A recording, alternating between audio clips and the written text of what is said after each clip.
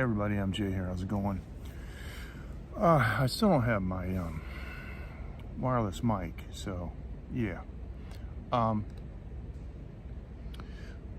For such a versatile device as the iPhone and such a versatile interface as the Lightning connector, I sure am having a hard time finding something that works with a microphone. Excuse me. Sinus problems again tonight. Got a little to drink here. I want to say hi to everyone. I got some really interesting stuff to talk with you about tonight to show you. I don't know how long I'll be on. I may go on Heckle later. I don't know. The problem with Heckle is I can't show anybody anything unless I use a second device and hold it up or something. I'm in the park. Sorry. I'm in the park, and I used to stream from here a lot. I used to be a lot of Filipino guys who would come down here and have a drink and stuff, and Mike Fist Bump, how's it going? And so I came to the park, and the authorities have removed the table and all, because people used to come here, right? How you doing, Mike? How's everything, man? How's life treating you? It is just a few minutes before 11 p.m. here. They took the tables out because people would come down here and have a party and leave their trash. And case in point, I wanted to show you this. This is actually my thumbnail. I want you to take a look at this. What this is one of our stone tables. It's meant to look like wood, and they have fake wood. They're made out of concrete. Stools. See those stools there? But over to the right, that's a baby high chair, and it was left there. Boy, something is going on with this chat box. Let me reset this thing. This is crazy. Chat box. It says 1 minute, and I had it on 15 seconds before, but anyway, put it back. There we go. And let me get rid of this this photograph. But somebody's got like a high chair, which is just bizarre if you ask me. I can't believe it. So excuse me. You got a party, I guess you got to bring your kid, you know. But how responsible are they? It's 11 o'clock at night. They left it here. It's just crazy. So this live stream is the second YouTube, Facebook, and Africa TV live stream that I've done so far. Oh, nice. I love it. Love to hear that. Now let's see how... That wasn't no 15 seconds. I got to talk to Jake about this. It's more like 5 seconds. And the other one is a minute. It's more like 2 minutes. I got to talk with Jake about that. He said they got to test that chat box. Oh man, oh man. Oh. It's always something, isn't it? But let me see, it's a week and 2 days since I got this iPhone. And for the most part, I am enjoying it. However, I will say this. There are a couple of weird things. Like, for example, I use the Line app, L-I-N-E. And I just took many of the functions I had available on Android for granted and figured that, you know, all phones had them. But in Line, I had many chats that I would return to, you know, like the Late Night Group or my friend Dave. We have a group for live streaming technology, and all my contacts, individuals that I would frequently talk with about in business or music. And I had chat shortcuts because in the Line app, if you're on Android and you go to a particular chat and you go to the settings and you scroll down, there's an option to add the chat shortcut to the home screen. And once you add it to the home screen, then you can move it around, do whatever you want. And I made a group. For business Line contacts. And the other thing that I liked about Android was I could get on my Xiaomi, I could get a 9-row, 5-column home screen display. I had one home screen. And that 5 columns also included the common group across the bottom. You know what I'm talking about? At the bottom of the screen, so no matter where you scroll, you still got those common ones. On the iPhone, there's 4. And the icons are huge. It looks like a children's toy. Well, I got rid of those because I always made groups there. These were groups that I used all the time, no matter what I was. Now, I'm not saying I didn't have other pages. I had other pages on Android, but they had, I should make a screen recording of what I had. It's easy to show you guys. Point being, though, that the organization is the thing I'm having the most difficulty with, because there just isn't enough screen real estate. It's a huge screen, but the icons are like this big. I found out today. Now, this is interesting.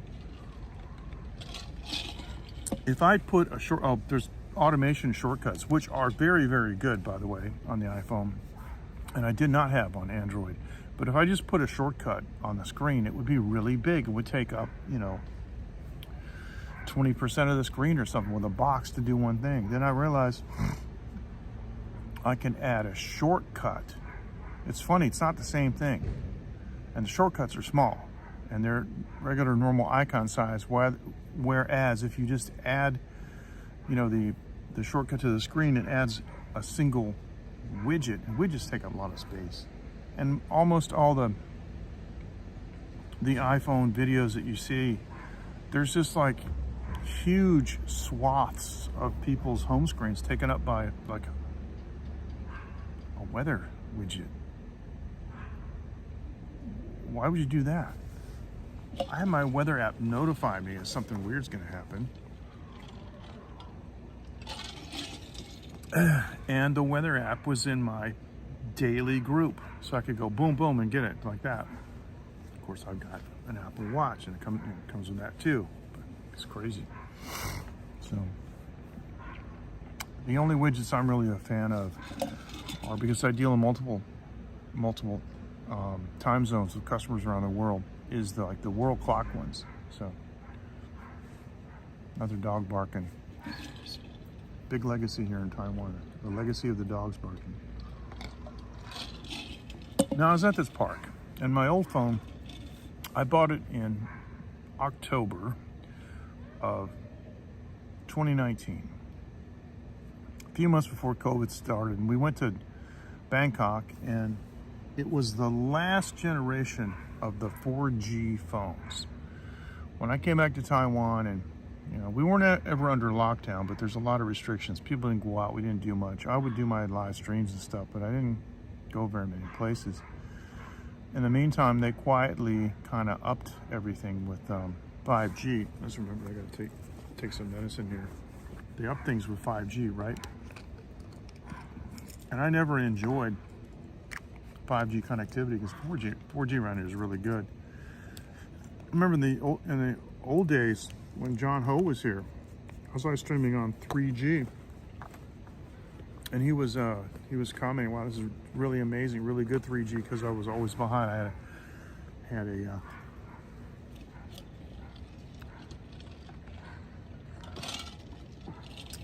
a phone that was 3G, but I was using a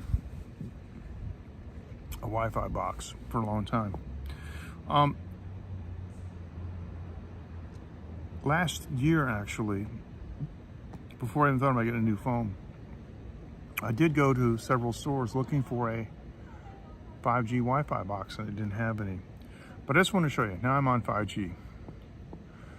Mark, yes, it has. Fist bump to you, bro. I'll pound you to death. What have you been doing, man? Give me a hug. Come on. Wow. Man, oh man. Are you still using Line? Holy cow. It's amazing. All right. Go ahead and reply, but what I wanted to show was how here in the park, what my 5G speed is. It's ridiculous. Look at this. Here in the park, this is my 5G speed. Download 460.2, up 83.9 with 14 milliseconds like latency. That's insane. And so yeah, I used to have trouble live streaming from this park on 4G, but who knew? They got a 5G right down the street. I'm running 4,000 kbps at 30 frames a second. No drop frames. This 5G so good. You know something? I didn't even actually check the resolution, because what I used to do is yeah, well, that's good. I mean, it's good. Hopefully, at the worst, that it's you know, it's over now. Hopefully, I sent you a couple messages online a long time ago, and I never got a response. So I figured you were going through some stuff there. And sometimes, you know, we don't know what to do when people who we know, you know, depending on sometimes on how well we know them, but sometimes people go through stuff and you don't know whether or not you should, you know, press them and see what's going on, or let it go, or whatever. You know, we don't know what the circumstances are, or how the person's likely to respond. So sometimes people just don't do anything. I've had people tell me, well, they didn't know what to say. The truth is, though, I think it's important just to let people know that you're there and you're thinking about them. Sometimes, like especially in tragedies with people that you know personally in your physical realm, rather than the internet realm where you're not likely to actually physically meet them in person, but sometimes you just go to their house and just sit with them. So, hey, how's it going? All right. Got a comment from Facebook. Oh, ni hao. I'm doing okay, man. How you doing? All right. I appreciate it. Thank you. Now, I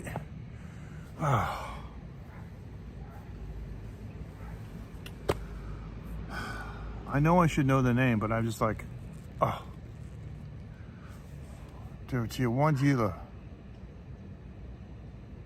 Anyway, excuse me. You do. I appreciate it. Thank you. Thank you. I just can't remember who the name is. What's the name? It's bugging me. See, I don't do a lot of Facebook communication, and I don't really use it that much. And it's like, holy cow. So sorry about that.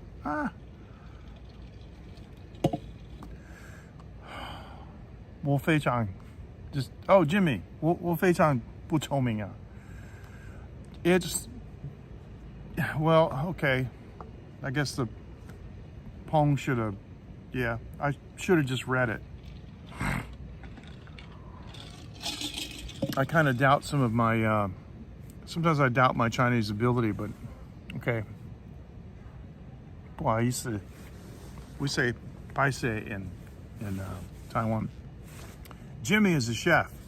Now, you guys have heard me talk about Jimmy for years on my channel live streaming, because he would always help me out, like around my anniversary time, you know. I would set something up with him and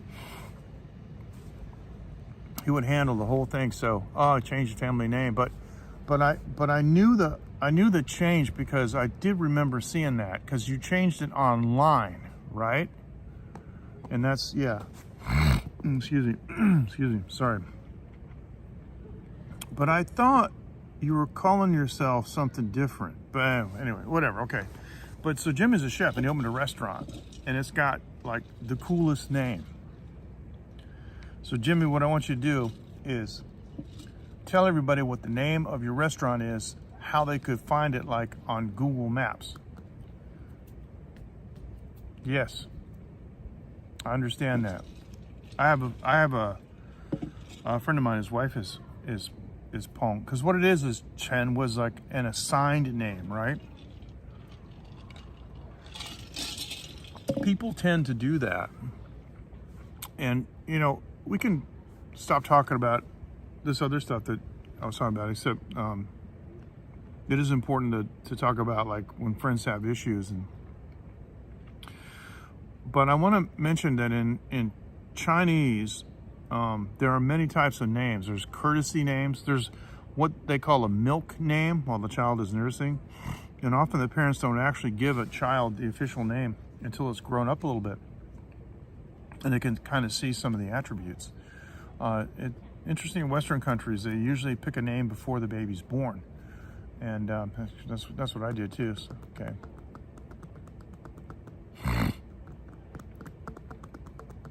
The rolling pig. That's it, the rolling pig. That is like, it's amazing, the rolling pig. Well, nobody can type, okay. Unless you can type Chinese, you can't type that, but actually you're putting those messages on Facebook, and in the Facebook post for this live stream on Facebook, people can copy that, so that's not a problem. But yeah, but there's something really amazing I want to show you, and Jimmy, hope you can stick around for it, because it's my dentist and he's speaking in Chinese. I want to show you something, but I want to get back to Mark. Mark, welcome, and you know, I'm glad everything's okay, and hey, you know, if there's anything we can talk about, you know, I'm an older man and I've seen and done a lot, and I try to help a lot of guys, younger guys. You know, young men have a tough time today. It's not like it used to be. There's so much pressure on young men to be unmanly. And when you're manly, people look at you and think that you're like some kind of dinosaur. And they think that, you know, you belong to a political affiliation or something weird like that, which is not the case.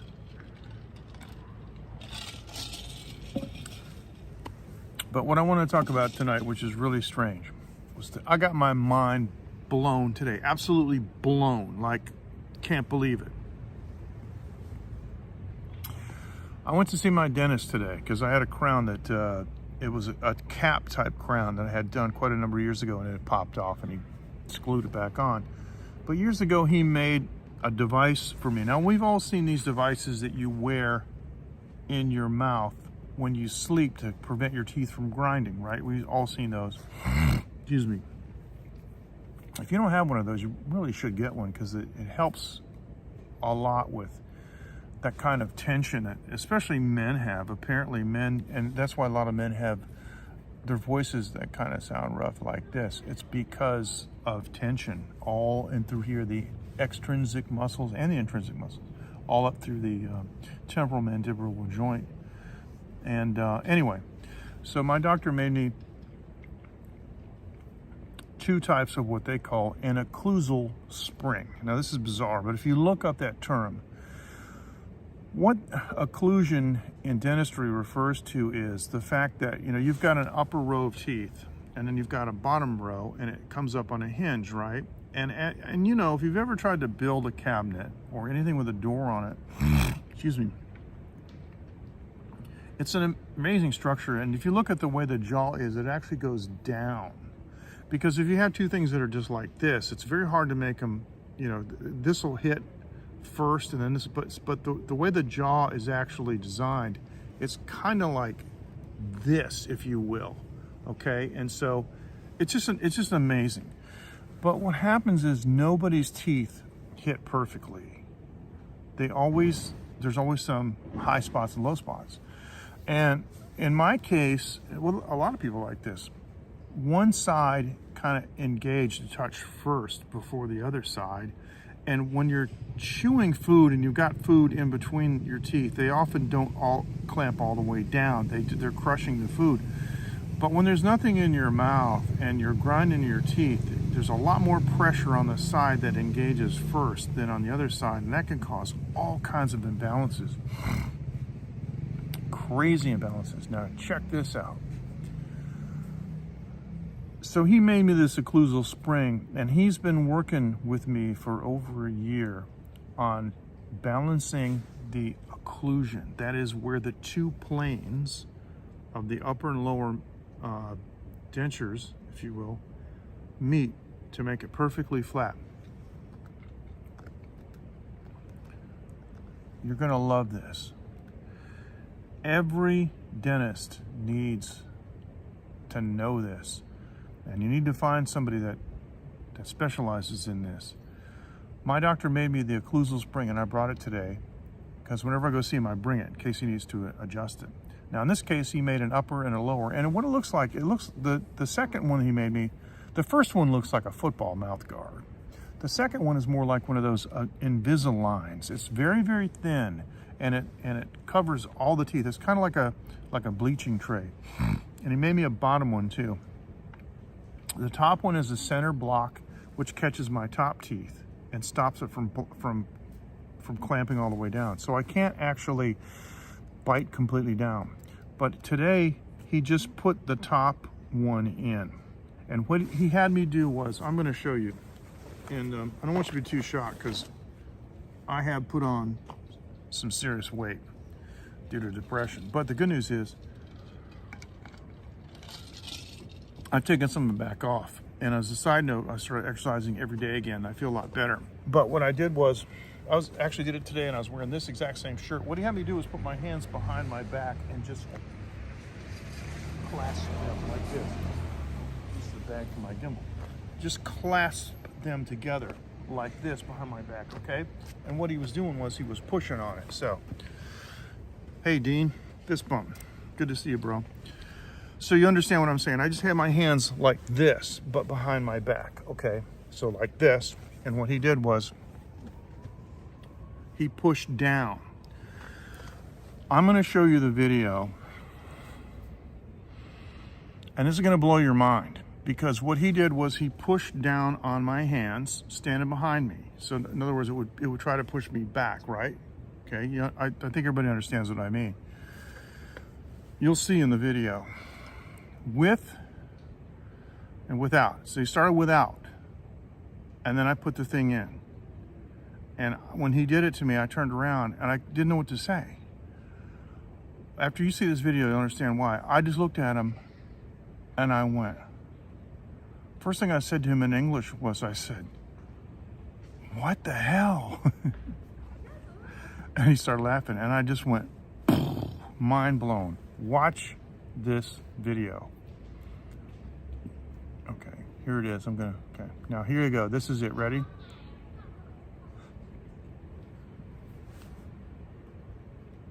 No spring.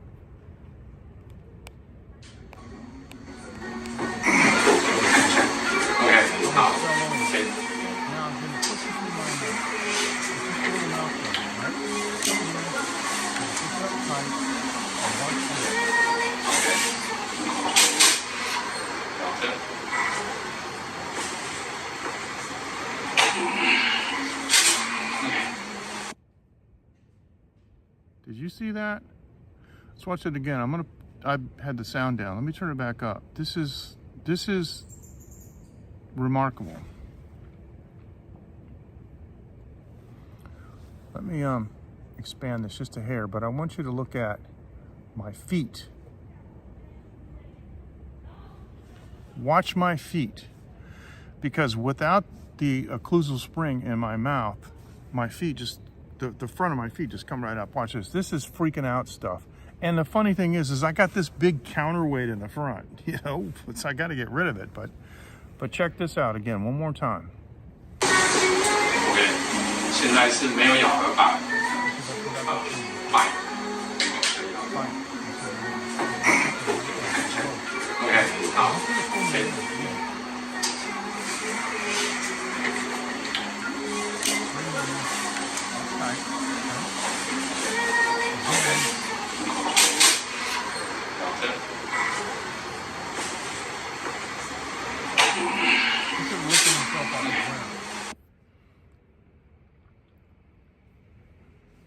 What does this mean? This means that everybody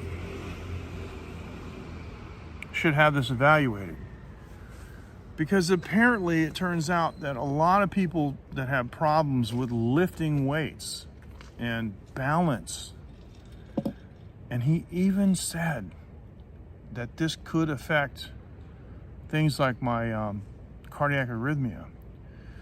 He recommended that I wear this appliance when I'm exercising, lifting weights. I got, the weight machine in my house, lifting weights, and it's like the older you get, the more unsteady you get on your feet.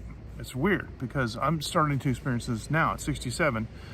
My wife sometimes will say to me, "You're walking like an old man." And I go, well, I am an old man, but yeah, I know what you mean. It's weird, isn't it? Because suddenly it's like I'm unsure of my footing, and I'll pay extra attention. It's like, is my foot on solid ground? Or is like, of course it's on solid ground, you idiot. 20 years ago, I just would have, bopped down the street, but it's weird, man. Like if I step onto a floating dock or something, all of a sudden I'm like, whoa, what's going on? And you wonder when you're younger and you look at older people, you wonder how they get that way. Well, day by day, it's a matter of just degradation. But that video that I just showed you, and I gave it to one of his assistants, and she filmed it with my new iPhone, right? So it kind of is.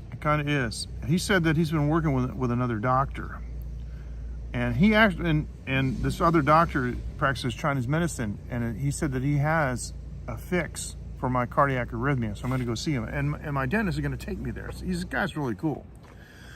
In my office, in his office, he showed me a video, and then he demonstrated it in person.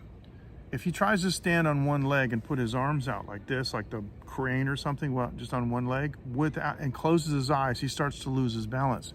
He put the spring in his mouth, bit down on it, and steady as a rock.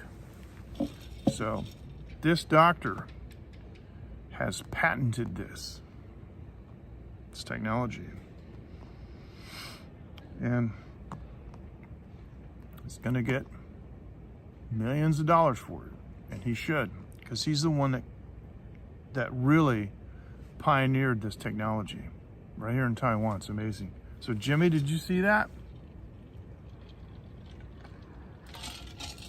So Mike, what you can do is, if you want to contact me directly, I'll send you that email. I'll send you that video through email. Contact me on Facebook or something, or you can just, show the Facebook or YouTube video of this to your dentist and have them, I'm not a dentist, but he'll understand what I said. I'm just repeating what what my dentist told me. But it's really something. And I have noticed a couple of things. I have noticed less tension in my jaw, but recently I have experienced a spike in my tinnitus, the ringing of the ears. And so he said we have to do more work. He told me today we got to do more work. I was supposed to come back and see him a couple of months ago, and I had to cancel my appointment, and I never made a follow-up appointment, and I should have. I'm just too busy. But then I got, the crown fell off, and so, well, that's just how it goes. But yeah. All right, so let me tell you where I am on the Paul Clark project. Paul Clark is my studio client. He's my biggest studio client. That in other words, he's given me the biggest job to date.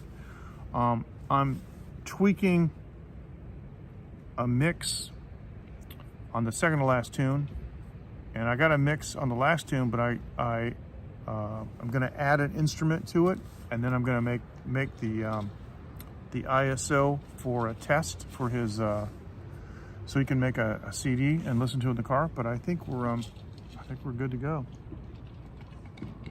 I think it's going to be pretty amazing, actually. I think he's going to have a really, really good record when we're all done. And one of the things that I want to mention to you was, when you're doing an album and you're mixing songs, you try to mix each song. You optimize it for each song. There can be a problem with that, however, if the sonic qualities of each song are significantly different one to the next. Now, in the case of this record, I had to replace some of the drum sounds. The guys recorded this stuff in their basement. They're not engineers, and the drum sounds kind of not too good, but they are drum hits, and there is audio, so I can use that hit to trigger a MIDI note and use a drum replacement like on a sampler, which I did in a lot of stuff. And some of the drums I wrote MIDI myself and used a drum VST. And so you don't want them to be too different from each other, but you do want them to be optimized. But in the mastering, you know, I mastered each song for each song. I try to hit a general target level, you know. And one of the mastering tools that I use is Ozone 10. Now, Ozone 10 came out with a module that's astonishing. It's astonishing and frightening at the same time, called the stabilizer.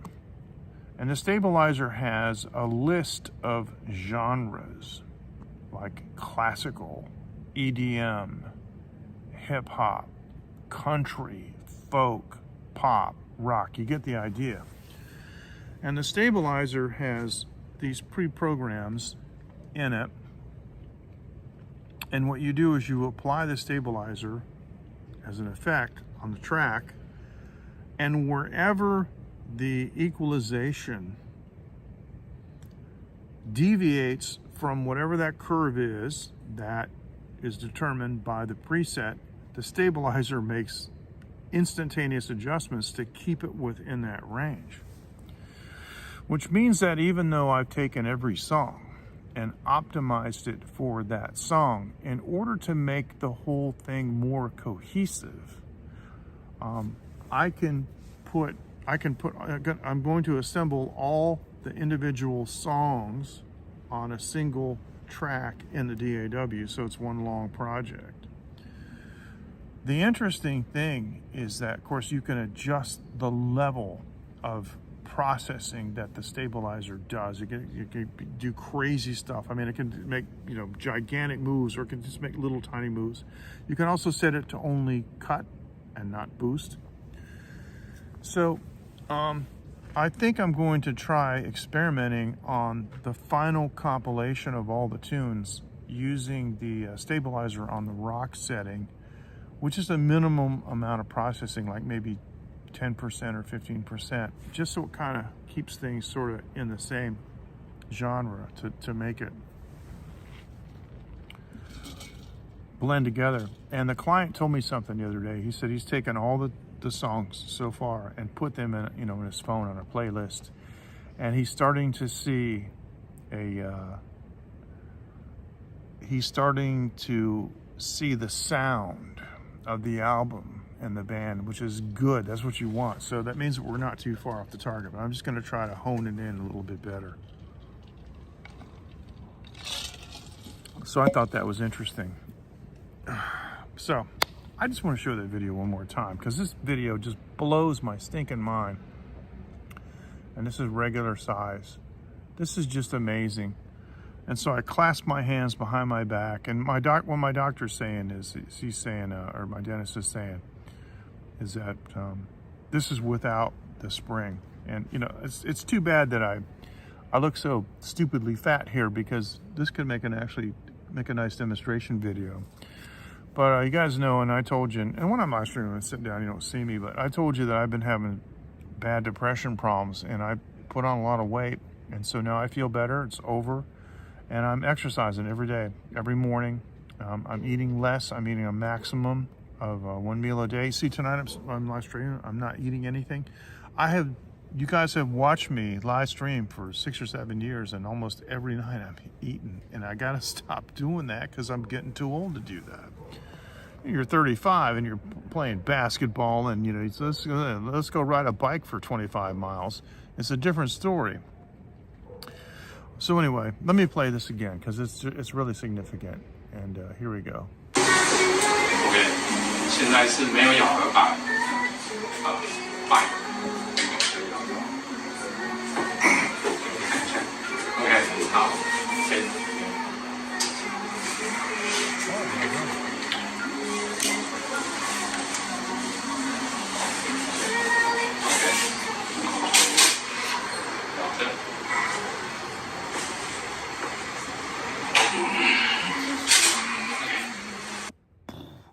I can't believe that sticking something in my mouth, basically what amounts to a spacer that's designed to minimize the distances and the height of the individual teeth, so it forms a flat plane that matches with the bottom, can have such a dramatic effect on the rest of the body. But you know, the body's kind of strange. It's the body, you know, you can have a problem over here, but it's, you know, the issue's here, and it manifested over here. And Chinese medicine does that all the time, because in Chinese medicine, which, by the way, the principles, a lot of people don't realize this. They think it's hocus pocus. The principles of Chinese medicine, the foundation, the principles, is just as valid as the foundation of the principles of Western medicine. It's just different. But they use meridians and points to let out qi, and you would say in Chinese qi gong, and because you might have a blockage, you know, and when you release it, it's amazing. And once you understand that, and I've read a lot about it, and I read a lot of stuff and had discussions with doctors about it, and we had discussions in Chinese even. So I think it's better if you can speak Chinese and you can talk to the doctors and get their viewpoints in the Chinese language. I think you can comprehend it a lot better, direct, without translation. And so people, sometimes you'll hear, there's always somebody you know that whistles a lot. That's the body trying to release yin. Pretty amazing. People whose feet, when they walk, are like this, have a lot of yin in their body. Now, my feet are almost always straight. My right foot is a little bit of a problem because I have something of an ankle problem in my right foot. But my feet, when I'm walking straight, and you saw that when I was standing in the video, my feet are straight. I don't usually have a problem with too much yin, but what I got have a problem with is too much weight. So I'm hitting the weights, guys. And one thing you can do for me is occasionally, you know, give me a bump message and tell me to get back on the bike, exercise bike, and ride it like, how that one guy say, like somebody's chasing you with a syringe full of poison. There you go. So let me just peruse this, because, you know, I'm really enjoying one thing about this iPhone. I'm absolutely enjoying the photographs that this thing takes. And I haven't been taking a tremendous amount of them, but I gotta tell you, the photographs that this thing takes is just unbelievable. And I want to show you this photo, but it's oriented wrong because it didn't take my thing right. Hey, J-Boy, how you doing, bro? Good to see you. Hey, man. Fist bump. This picture didn't orient right because, you know, sometimes when you hold your phone a certain way, it doesn't change. But anyway, so we're gonna go like this, and it flipped it. This is a Thai dish that I had, the kapow, and this is taken with the iPhone and the iPhone flash. And just look at this. This is amazing. Hey, J-Boy, I'm really glad that you joined us. But you know, the thing is, I just showed a couple of times. I just showed a video today. I went to see my dentist, and it blew my mind. I'll tell you what I'll do for you. I won't give you the big background story. Go back and look at the background story. But basically, there's an appliance that my dentist made for me. I put it in my mouth, and it fixes the occlusion, you know, with the two planes, right? So, yeah, I did. I moved to the dark side. I got an iPhone because I'm tired of the lousy, half-baked implementation of all the media stuff. And the other thing is the iPhone does some astonishing things. Like if I put an anamorphic lens on it, I can film in Apple ProRes. Of course, it will fill my phone. It'll fill my phone's storage capacity within 6 minutes. But okay, you did see it. Okay, good. Okay, good. I won't replay it. Thanks. It's astonishing, actually. But you know, it will decode the anamorphic lens like on the fly. And even Jake said today, right? Oh, nice. I just saw Mark Casey posted in the late night group. He said it's time to catch up. That's good. That's excellent. And I didn't want to reveal a whole lot, but Mark had an industrial accident and he lost part of a finger. And it was just, you know, I don't want to say just, but it wasn't like he lost the whole thing. Okay, that's cool. It wasn't like he lost his whole finger, but he lost, you know, the end of it. And for somebody who's never experienced that, people may say, okay, yeah, he lost part of a finger. What's the big deal? You don't know. It hadn't happened to you. It changes everything. It changes the whole balance of the hand, how you grasp things, every single movement that you do with your hands. And we have hands. Sharks, you know, only have their mouth, and they bite everything, and they bite them in all different kinds of ways and cause all kinds of damage. So we have to use our hands, right? And so, yeah. And Mark's been through some other stuff, apparently, and so I don't know what it is, and I wouldn't tell you anyway unless he told us. But he told us about about losing the finger, and I can only imagine. See, I'm a guitar player, and so like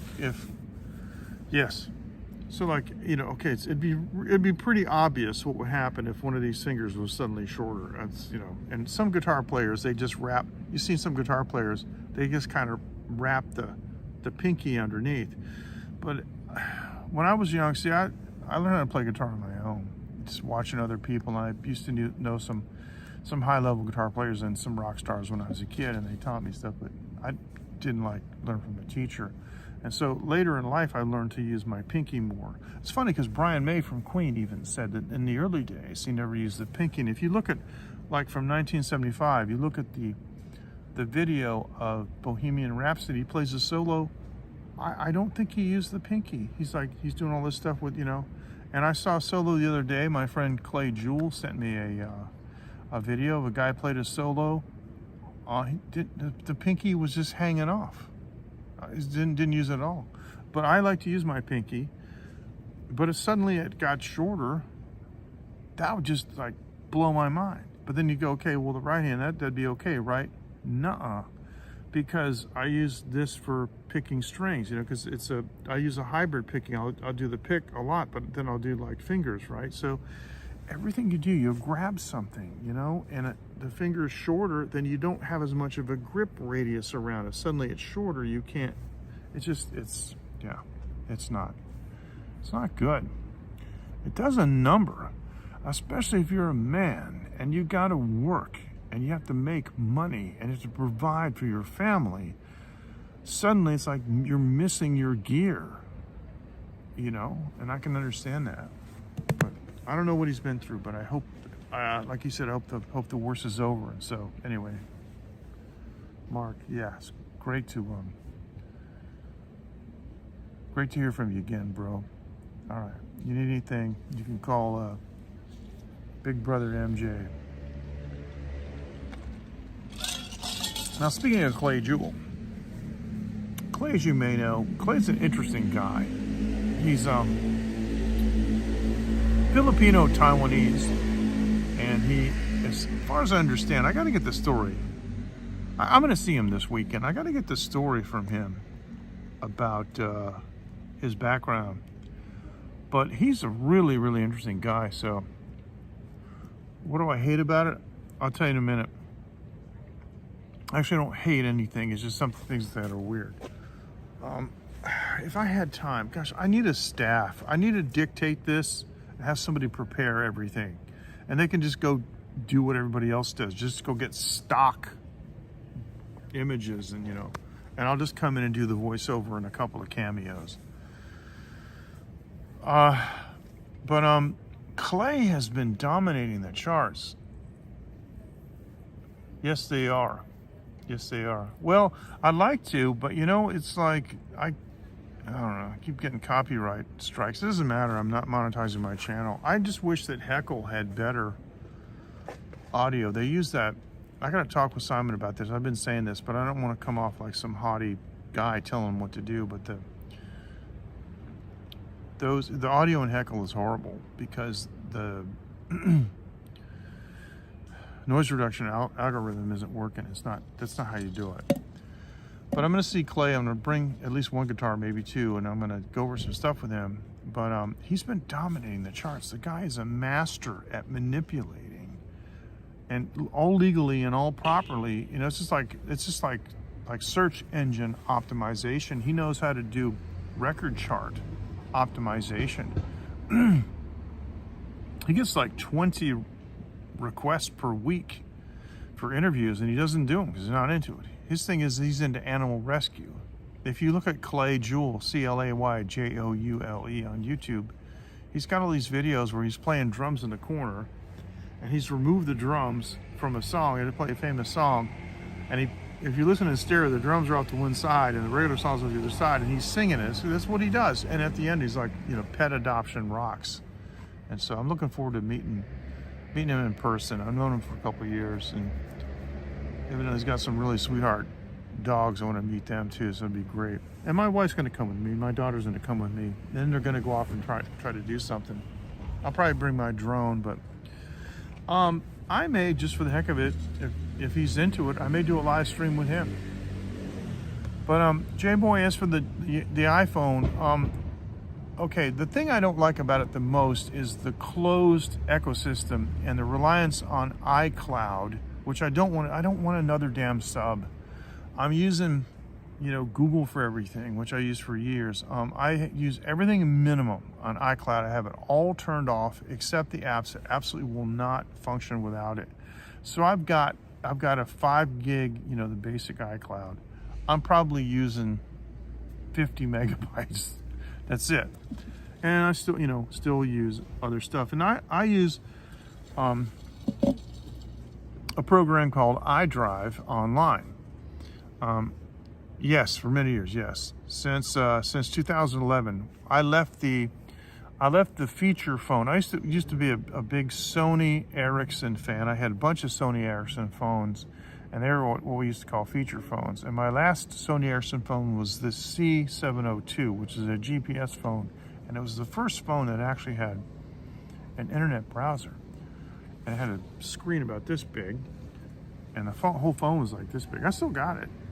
Actually, as a side note, it still works, and I still have a connector for it, and I could take pictures on it. I wanted to do a live stream showing, comparing pictures from that phone to now. I talked with Dave about that. That'd be really funny. And I went to a couple of places, and I took some dual photos. I got to do it again, so I got a new camera. But I should take it with me, take a photo of a place, and take a photo with this thing and show you guys. But in 2011, in January, I got the first Galaxy S. They called that, on its initial launch, they called the Samsung Galaxy S the iPhone killer. And at that time, technology was amazing. It blew the iPhone out of the water. But I use an app. It's a service called iDrive Online. It's funny they call it iDrive, and that sounds like Google, it sounds like Apple, but it's not. iDrive Online is a backup service. And iDrive Online actually has hey Matthew, fist bump, good to see you, bro.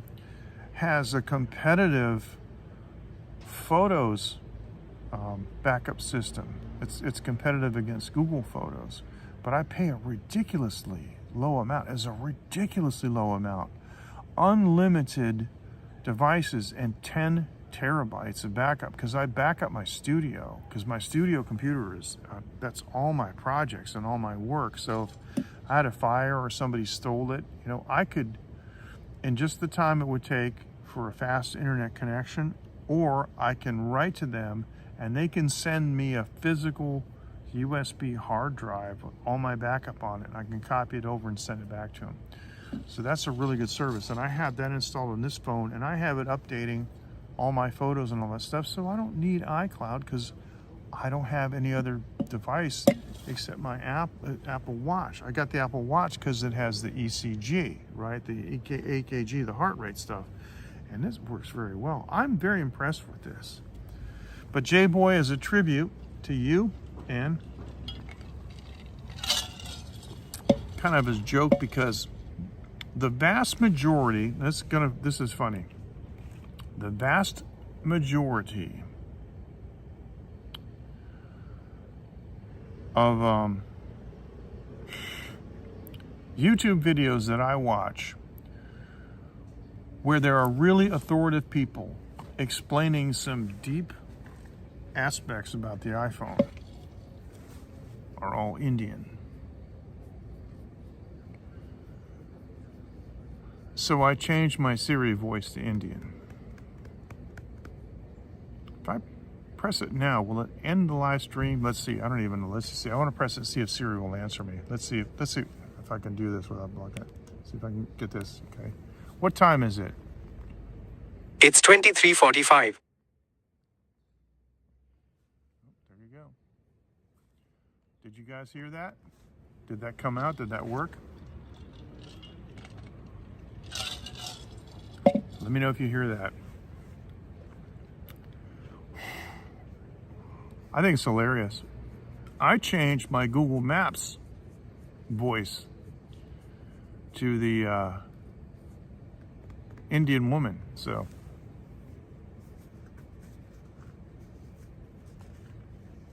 Yeah, it is taxed. It is taxed. Okay, so you heard that, right? You heard that, right, J-Boy? It's on my watch too, right? What time is it? It's 23:46. The only other voice that I would ever want to change is if I could get Iron Man's Jarvis. Now here's something though. You're talking about the iPhone. It's not that there's something wrong with the iPhone. Oh, let me get back to the infrastructure. I would do a mix in my studio. I'd upload it to a folder in Google Drive. I would go to my Android phone and I would download it onto my phone. On my phone. Then I would delete it off the Google Drive because I need the storage for other stuff. Using my regular phone app. Well, I mean, I was like, I'm listening to these guys talk on these, you know, on these videos, and they're Indian, and I'm very familiar with the accent. I can understand it perfectly. It doesn't matter, you know. And so I just decided, hey, you know, just the guy says, you know, and the next thing you're going to do is do this on the iPhone, and this should happen. And I just wanted Siri to sound the same. So this is pretty cool. Okay. Oh, I also installed, I paid for the ChatGTP ATI, and I installed a ChatGTP, one of the better ones I've seen, because I tried the Super Siri. It never worked for me. This one works great. So now, because I use ChatGTP for a lot of stuff, ChatGTP solves so many problems for me, like with Reaper programming and all that kind of stuff. So, oh yeah, well, I even changed it in Google Maps. And what I like about the Indian pronunciation of English is the emphasis on consonants rather than vowels. So if you want to do the Indian accent, you have to, like, compared to American accent, you have to overemphasize the vowels. So in English, we would say, at the next intersection, take a right turn. But you'd have to say, take a right turn in Hindi accented English. And so I'm driving along, and at the next intersection, take a right turn. And I'm like, darn straight, I'm going to take a right turn. Right there. So I like it. It's cool. Reminds me of my friend Shaman, who I miss very much. He's the dentist. He's from Kolkata. He went back to India. It's like 15 years ago or something, 14 years ago. So he and I took a trip. That's the guy that I told you. I took a trip with him to Thailand, and he got in a car accident in a typical Indian fashion. He's sitting there with a motorbike laying on the side of the road, banged up, and a car he hit. And I walked over, and he very calmly says to me, just look at this thing that has happened. I'm like, what? A comment just flashed, but I missed it. So, just look at this thing that has happened. I would have been swearing in my head. I would have been mad as soon as, look at this thing that has just happened. I'm like, yes, it's very curious indeed. But anyway, so I'm not making fun of you guys. I dig it. Okay, I dig it. So anyway, I'm getting back to the iPhone, right? So, very much so. Oh, that reminds me. Yes, it's very. They come around here all the time. The airport, by way of an aircraft, is only 15 minutes away. Everybody knows Flight Radar, right? Well, I recently installed Flight Radar because I kind of like it, but I never really got serious about it. But it turns out that Flight Radar has this program where if you have a place where you can install a yes, it is, but that makes life interesting. If everybody sounded like us, it'd be be boring. There's the Twilight Zone about that. If you send an application and you live in a place where they can benefit from having more data, they'll send you for absolutely free a radio. All you got to do is mount the antenna. There's two antennas. There's a GPS antenna because they need the GPS time and precise location, and the S-band antenna, and they send you the cables, and you just, in a power supply, you just plug the radio in, and you plug the Ethernet cable into your router, and you let it run all the time, and it just gathers all this data from the transponders, right? And they give you a free subscription. And if you need to send it back or they request it back, it's at their expense. You don't have to pay anything. I'm thinking about doing it because I own my own house, and I got a 4-story house, and I can put a mast. I can put this thing, 3 meters higher on my house, and I'm already 90 meters. The house is 90 meters. Where I live, the elevation is 90 meters, plus I got a 4-story house, and I measured it with my drone because I started on the ground, and I went up, and I went right even with the roof. It's 13 meters, so put another 2 or 3 meters on top of that. So I'm easily over 100 meters above,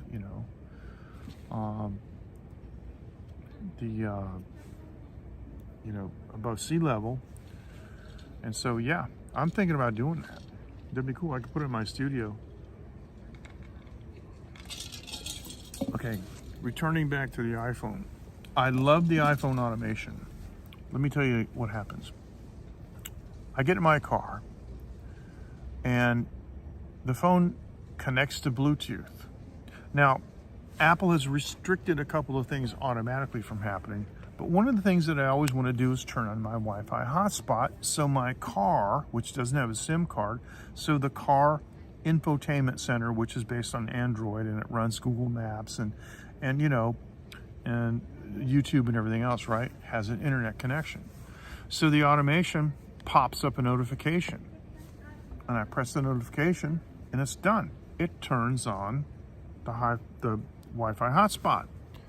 And so then what happens is, as soon as I turn off the engine and pull out the key, and the Bluetooth kills, the automation shuts off the personal hotspot. Another thing that I set up was, and these are easy to set up, When I connect to my home Wi-Fi, it turns off my personal hotspot. Because here's what used to happen with my Android. I have an Android tablet, and it doesn't have, a SIM card. It relies on Wi-Fi. And so I would use it so I would be studying something or reading something, and I might be outside, because I enjoy reading and studying and doing things outside, but it requires an internet connection, so I would just use my phone. Then I would go back home, and my phone would connect to the home Wi-Fi, but my tablet's still connected to the hotspot. Now the Android is intelligent enough, right? Hey Coco, how you doing? Fist bump. Hey, good to see you. Thanks for joining.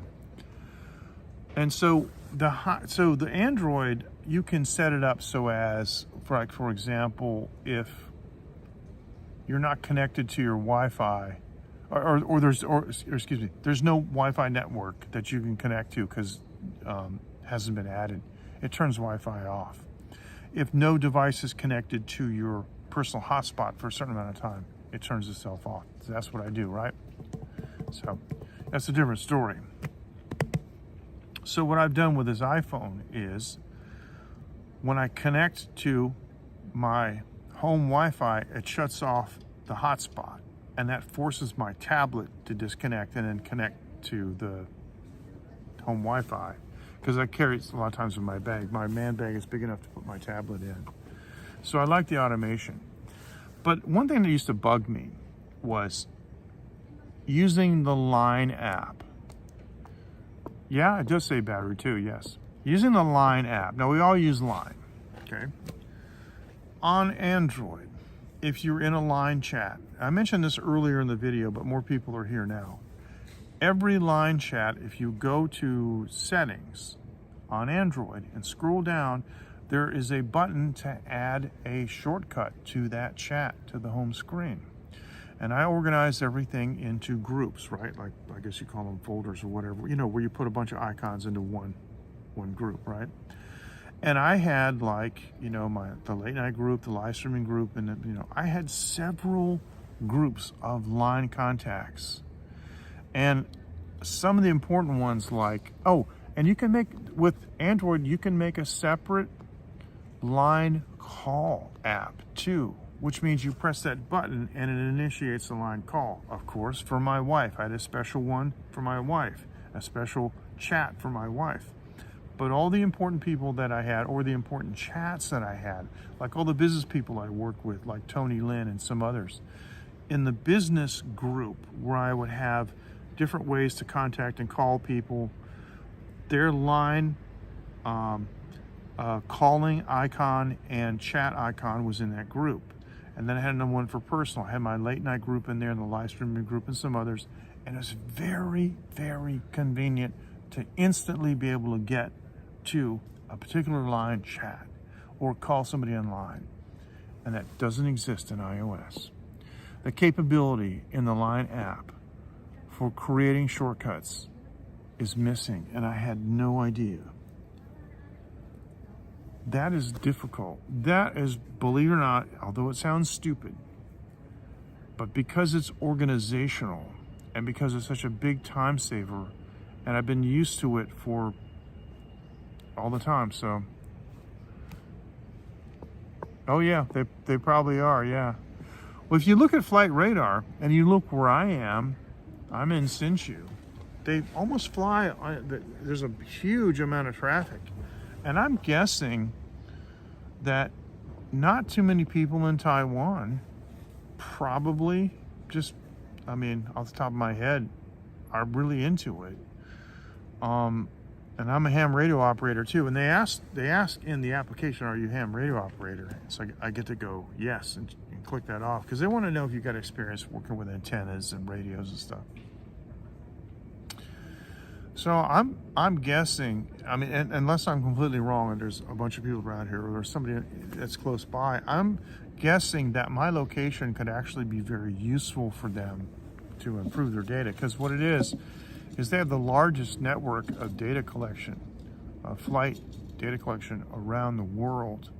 And it's advantageous for them. It's so advantageous they designed their own radio, with its own parameters and as a built-in computer, so that the reader doesn't need an external PC. You just put power in, you plug the GPS antenna in, and you plug the receive antenna in, and that's it. It does everything. It connects to the server, it starts sending data. And so I'm thinking about doing that, and I can get a free subscription. That'd be cool. But anyway, so Coco, what have you been up to? Cooked any cool new stuff lately? Man, oh man, those last pictures and videos is like, wow. Oh. And how's the new property development going? I'm really curious about that. I really want to see that. So you're gonna have to send me some photos somehow.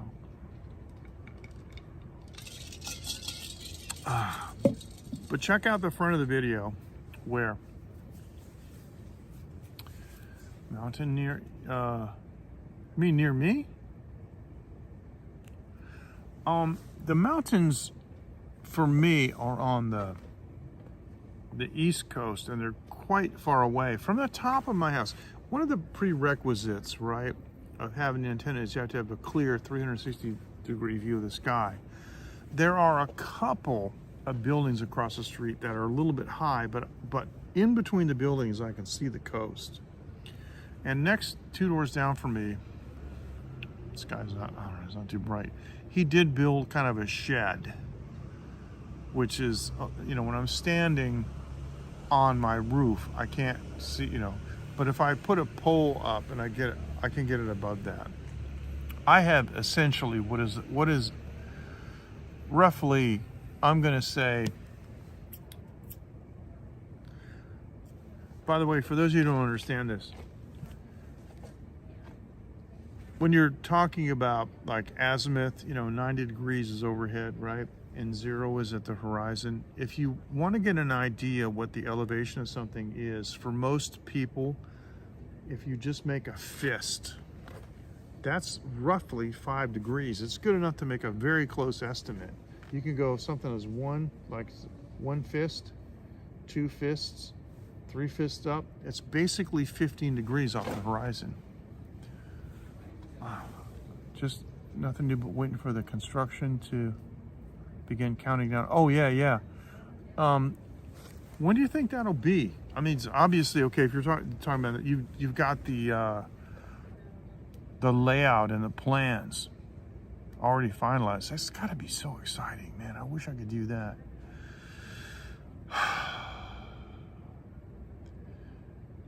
They're just trying to find land here. It's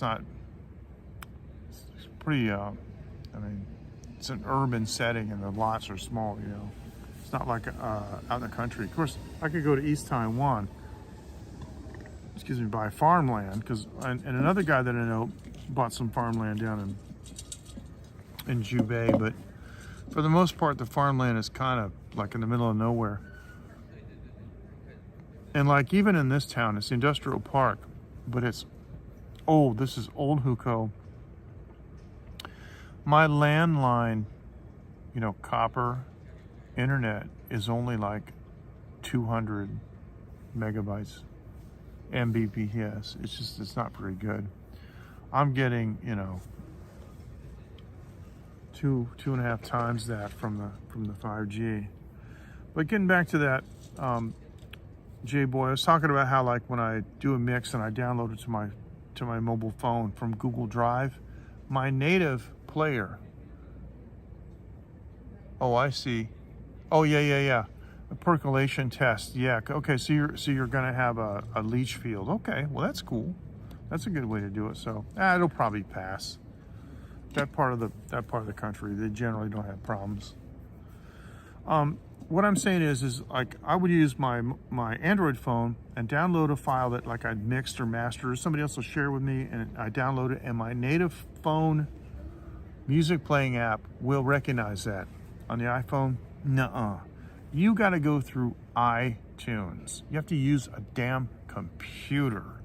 You have to plug a physical cable into the phone to your computer and download files using iTunes, and then the native phone app. So I installed VLC.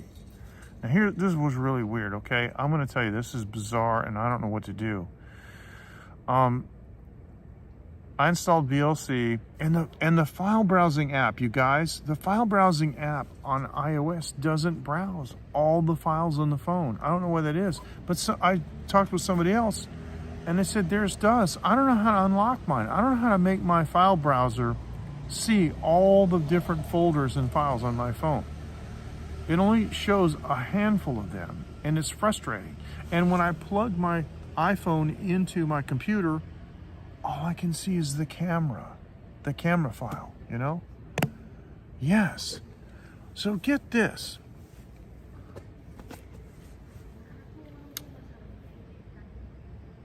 I set up my two phones side by side, and I know I'm going to transfer it. And I wasn't intending on transferring a lot of stuff, but I realized, you know something, originally I only wanted to use the iPhone for photography and live streaming, but I realized, no, it's not going to work. You can't have, you know, 1 foot in two boats. So everything went over, you know, WhatsApp, and it didn't copy the conversations. Oh, that's cool. I don't know what that is. You have to tell me what that is. But I'm going to do this. I'm going to move this up a little bit because I'm having trouble sometimes seeing the bottom. So here's what happened. I downloaded VLC. You know, the open source all media player. And in the iPhone, in the VLC folder, there's a folder and it says drag items here to add to VLC. When I use the app provided by Apple to transfer, because as I was setting my Apple phone up, it said, you know, transfer, you know, everything from your old phone. I said, okay. And it said, oh, is it Android? I said, it's Android. So it says, okay, go to the Google store and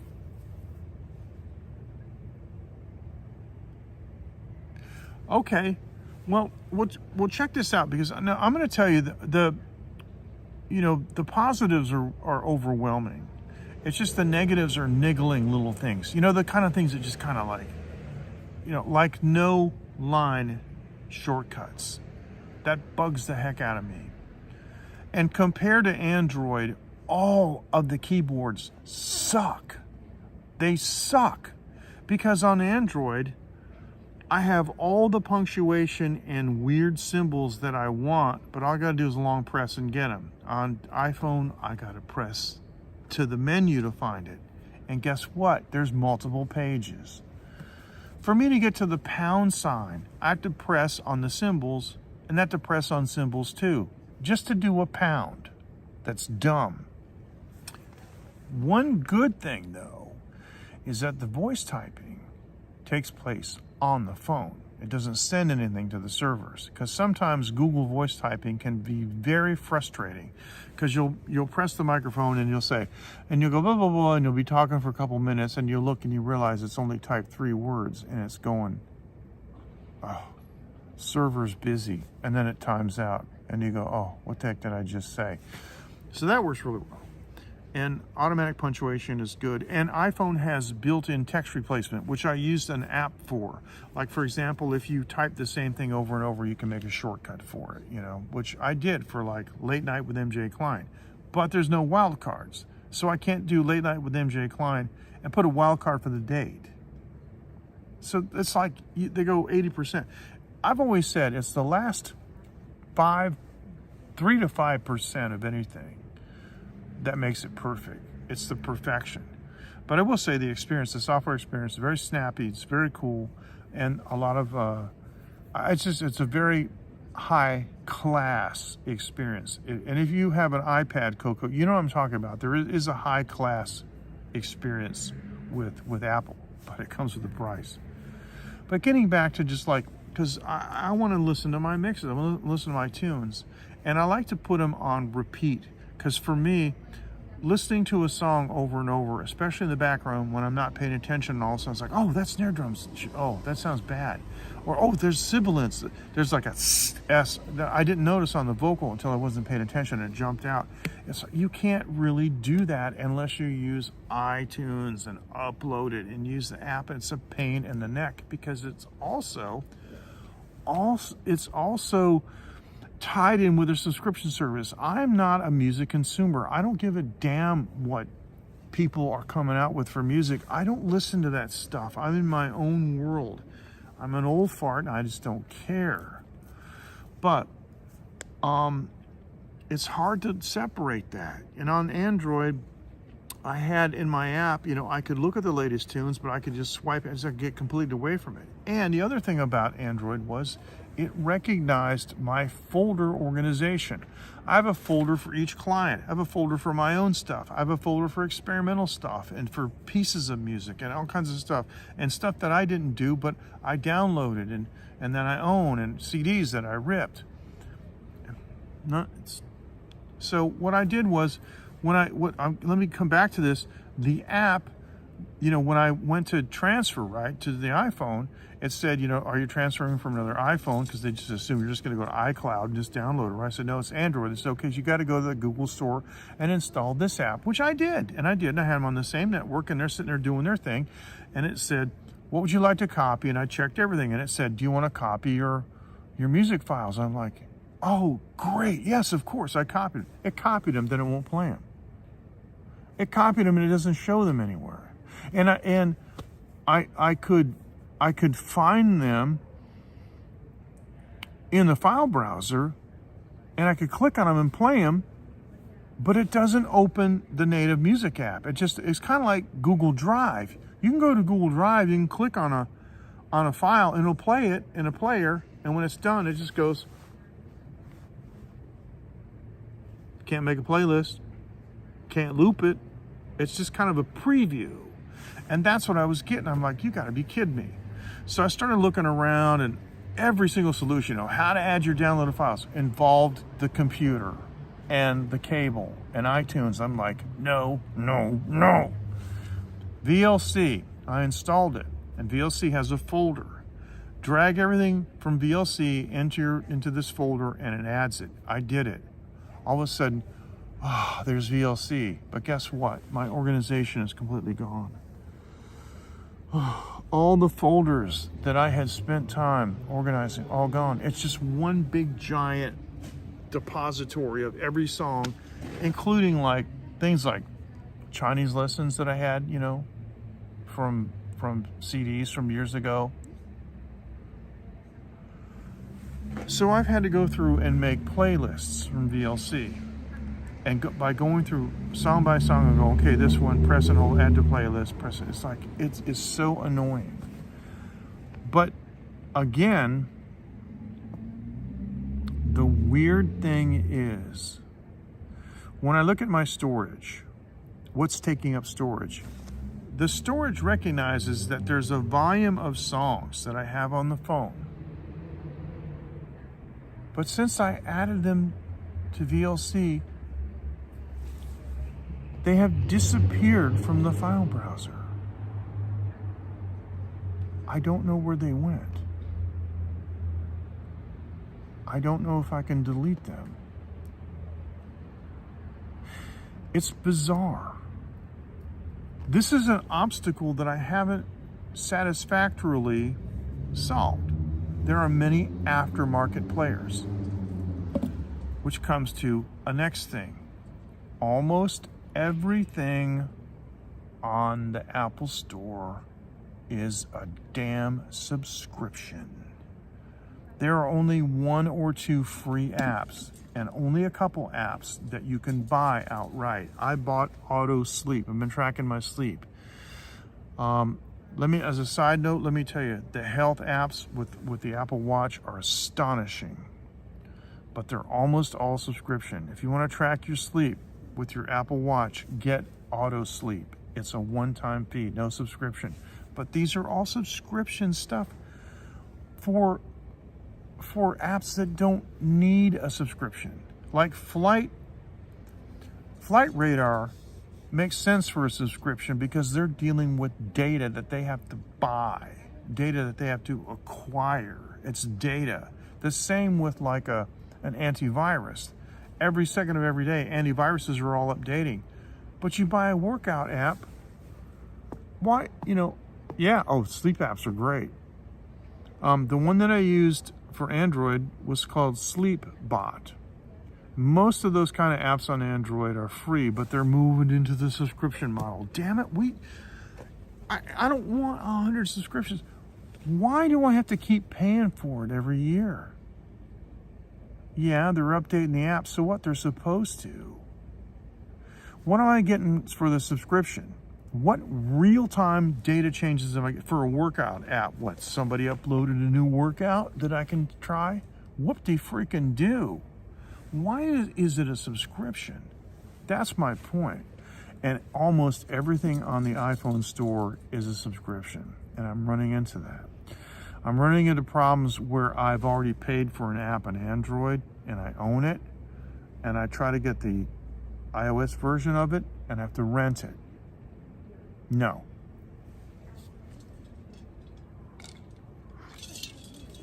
But I have so many insights now into my health that I never had in Android because I got the Apple Watch with the ECG and the sensors and all that. And I realized that my main problem is I'm overweight and I have a high BPM. That's a BMI, a high BMI. But all the other markers, like, my heart rate variability and my oxygen saturation and stuff, that's all really, really good. It's all really going there. So, yeah, so I'm not paying for any of that. But let me tell you something, J-Boy. I mean, look at this. Let me go to the back camera. See, the reason that I got so was because of the implementation. It sucks. Now this is the 1X camera. This is nighttime. This camera is unbelievable. I mean, look at this. 6 miles, that's great. I got the 2X camera. Look at this. Look at the detail for nighttime. I got the 0.5 camera. I never had that on Prism. Never. This is how I used to live stream. I used to live stream completely in wide angle because it makes so much more sense and you see so much more. Like I go to those night markets, but I've got the telephoto if I want. So let's look at that little gazebo in the center, and this is 0.5, and that's 2X. Look at that. But look at the detail. I mean, the camera on this, as far as the nighttime detail, is out of this world. It really, really is. But here's what's so mind-blowing, because everybody knows that the specs on Apple products are mid-range. I want to show you something. Okay. Now, let me open this up here. Do I? No, I don't guys. No, I didn't bring it. Okay, I didn't bring it. My 2019 Android phone has a 48 megapixel rear camera. That was the main selling point with the iPhone 14 Pro and the Pro Max, was the big 48 megapixel camera. I had that in 2019. Now my 48 megapixel camera in 2019 made a square image, whereas this will make a 16:9, right? But they all downscale. Now here's the thing. Yes, I can see that. They never use, I mean, you have to specifically specify to use that full range, and it's in RAW mode. This does an interpolation that's 9 pixels, 9 megapixels. Even with a 48 megapixel camera, it's doing an interpolation. We get 9 megapixels. My Android phone did 20. Weird. But for some reason, it doesn't seem to have the same light gathering capabilities, although the f-stop is identical. The front camera on this, highly touted, 16 megapixel. My 2019 Xiaomi 19 Pro, the one with the pop-up camera, was 20. I got 8 gigs of RAM. This has 6. The new Xiaomi phones have 12. It's crazy. This phone cost 3 times what my other phone had, and it has the exact same storage. I got the 256 gigabyte model because I opened my wallet and it screamed, "No, don't get the half terabyte. You don't need it." And I don't, because I have every intention of just offloading stuff. But here's the problem. I've decided, right? Yes, it is. But there's something about the software. It runs like a scalded dog. It's fast. It's zippy. It's unbelievable. I go back to the Android phone and I thought that thing was fast. I'm like, wait a minute. I'm seeing a lag and 120 hertz refresh on this.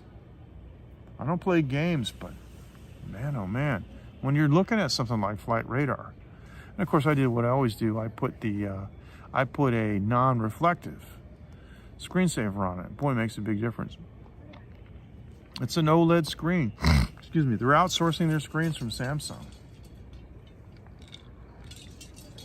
So things like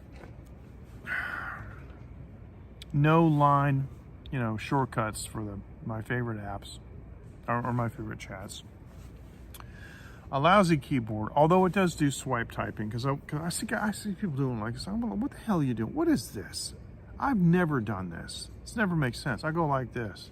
I was in South Taiwan many years ago, and I was talking with a young Taiwanese guy, and I was writing him a message, and I went like this, and he goes, "What are you doing?" I go, "I'm sending you a message." He goes, "But your typing is so special." I go, "Well, it's called swipe typing." I said, like this. And it's like, don't you guys remember T9 when you used to use the letter 2 would be ABC, and then the letter 3 would be DEF, and you would just like that. And it's predictive typing.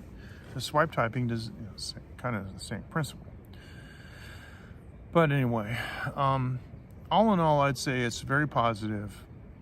And I will say this: I don't want to go back to Android. Just because of what I have experienced. It's not enough for me to go back.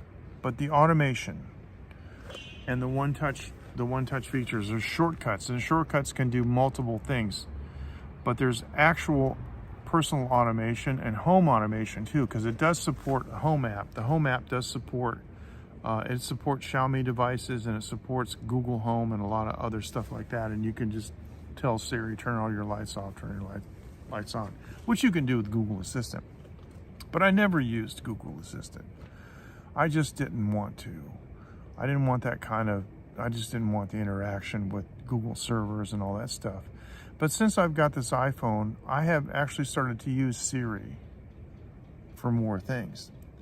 But Siri is dumb compared to Google. So, anyway.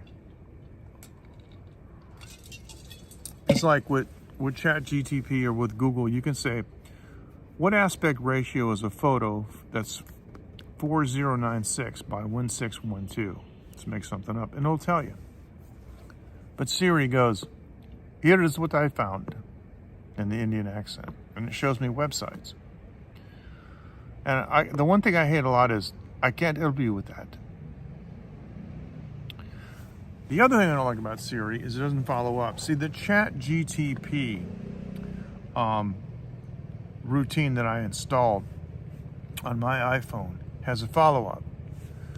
Hang on, I need to see that. That disappeared real quick. I can understand that. But I still have the other one, and I can use it for an auxiliary camera on Prism. I'm still going to keep it. It still has a lot of use. And some of the apps don't exist, and some of the free apps don't exist. Like, and there's a shortcoming in what's available with iOS. See, I had an app called Ampere on Android. It's beautiful. Ampere, as soon as I would plug a device in, it would start measuring, and it would tell me exactly what the current was in milliamps, and it would constantly update. And I had it up in the corner, in the notification bar on Android, which, by the way, on an Android phone, the notifications go all the way across the screen, not just in the corners. I can't get a whole lot of notifications in iOS. I get, the time on one side, and I get the battery on the other side. And they just, a couple iterations ago, added percentage. You used to have to pull down to look at the percentage. I was like, that's dumb. We had battery percentage for the last 5 years. Anyway, I know I'm talking around in circles, and I'm leaving a lot of loose ends. But the notifications leave a lot to be desired in that respect. However, the notification center and the shade and that kind of stuff in lock screen is pretty cool. They've added an always-on display like Android.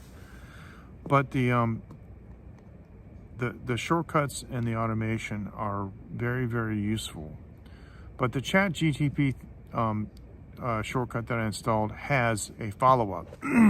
I'll ask it, for example, and I have to use voice typing. So I'll type voice typing, which happens internal to the phone, doesn't go to a server. It's pretty amazing, internal to the phone. I'll tap on it and I'll say, give me 50 words or phrases that rhyme with sold. And it'll do it all. And then I'll press OK, and then it'll open up a box and it'll say, is there anything else? And then I can continue. And then later on, I can open a box and I can say, regarding the conversation before or whatever, I can tell it to export everything and export that. The thing about Siri is it doesn't follow up and it doesn't understand. Like, for example, I have set up everything now that if I turn in, there's focus modes, and we have that in Windows too. Focus modes are really nice. You can set, different parameters for notifications and reminders and things, And so sleep focus turns all that stuff off, and it sends the notifications, to the phone, but doesn't wake you up. So, and I have sleep focus on my watch, and I can select it. But you can just tell Siri. So if I tell Siri, I initiate. I don't use the Hey Siri, because I don't want to spend time and waste battery listening. I just press and hold the power button up, and it comes up, and I'll say sleep mode, and it'll go, sleep mode is off. Tell me if you'd like me to turn it on. But the prompt doesn't open. So in other words, I'll go sleep focus. Sleep focus isn't on. Tell me if you want me to turn it on. Yes, turn it on. But it's not listening. I have to press it again. See, Chat GTP doesn't do that. And the Chat GTP powered Siri modes, which I tried to install too, and they didn't work for me. But in the Chat GTP Siri modes that use voice, that follow-up prompt is open for voice. Now, the one that I installed, I think happens to be a very superior one, and I'm actually buying for and paying for the Chat GTP API. But it's okay, because you can set a limit. It's incredibly cheap. I set a monthly limit of $3. And that should be everything that I ever use it for. But what it is it doesn't do the follow-up. Eventually, this Chat GTP implementation that I have have installed, will do the voice interface. It's just only a matter of probably a couple of weeks. And so the way to make that work is you use Siri to open that shortcut. So you initiate Siri and you'll say, okay, chat GTP. And then it starts the chat GTP routine and it answers you in the Siri voice. And then you start having conversations. And so I'm going to be doing that. But in the meantime, I can use chat GTP very simply with a shortcut. And I can open the shortcut with Siri if I want to. And then I can do voice typing or manual typing queries and save it all, which is really what I need. I use chat GTP now for so many things. I have so many discussions with chat GTP about space-time continuum and you know, velocity of celestial objects and things like that. I asked chat GTP, for example, what size telescope would I need to resolve the Apollo landing sites on the moon and that kind of stuff. That's the kind of conversation I'm having. A lot of theoretical stuff. I'm also using Leonardo.ai for image generation. And I want to show you something astonishing. Now, I took my old MJK logo that I had, Paul Wheeler, who used to work at a huge Boston advertising firm. He's the guy that did the original Cellular One launch package. This guy is a graphics designer. It really is. And he did my original MJK. He used a brush and physically brushed it on the paper, and I made a scan of it. Of course, nowadays the scan is so old it's all pixelated and it looks stupid. But I had Leonardo AI do some iterations of it. And I also used Midjourney to do a prompt so I could do an album cover for a song I want to release called I Don't Want You to Love Me. Now, I just did a quick mock-up, and I'll show you what it looks like. I'm going to change, there's letters on the bottom of the tomb, I don't want you to love me, and it's dark. The whole theme is dark. But I want you to understand that the background image, which I've used glossy and blur to blur so that everything looks three-dimensional on top of it, the logo and the photograph behind it are AI generated. And the writing at the bottom, I use my vector graphics editor, Affinity Designer, to add that. I'm going to make that three-dimensional. It doesn't look three-dimensional; it's flat. But let me show you what this looks like. This is the new album cover that I'm considering doing, and it looks like this. And that's, oops, sorry. And this is, come on. This is amazing. So that's it. I don't want you to love me. And you look how three-dimensional the MJK looks out in front of it, but wow. Chat GTP does not. It's only based on, it's text-based. But it understands programming and even iPhone programming, and you can ask Chat GTP to help you write a prompt. Ladies and gentlemen, it's time for me to go. I have to go. And before I go, I promised my daughter that I would use this. She wants to say thank you for watching. I gotta go, ladies and gentlemen. Thank you so much for joining this evening. I appreciate it. And sorry for being so abrupt. You guys take care, and we will see you next time. Thank you so much for watching. And we'll see you probably on Sunday night. Take care. We're going to say Tsai Chen, one on, and have a good afternoon, evening, morning, wherever you are in the world. Thank you. And please note, I love you guys so much.